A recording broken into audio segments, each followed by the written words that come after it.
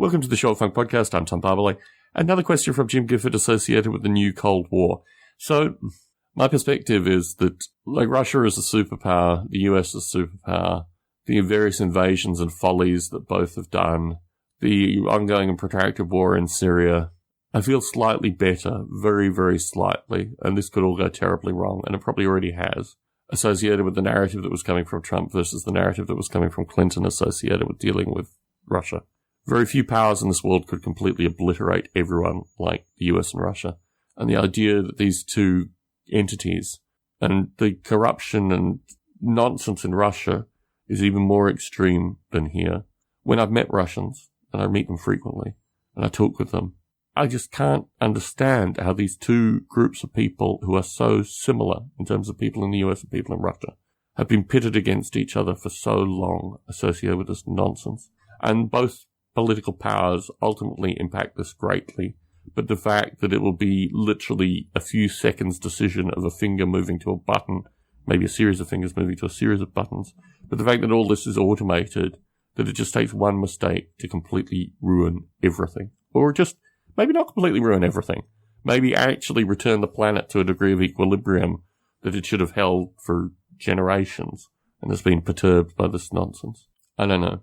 I mean, my perspective is that far too many of these kind of saber-rattling idiots are still in positions of power on both sides. Yeah, the kind of meaningful enacted change just never occurred politically here or in Russia.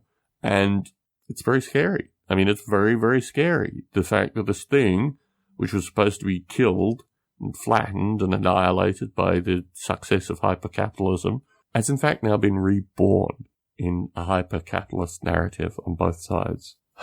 There's nothing really one can do in this circumstance, except for talk about it a little bit.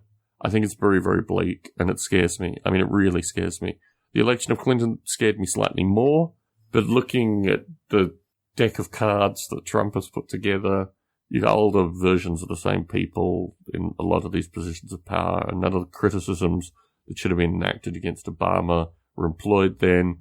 And now we're seeing these curious criticisms being enacted against Trump, when really where the hell were these people through Obama's legacy of moving exactly the same people from Bush to his cabinet, you know?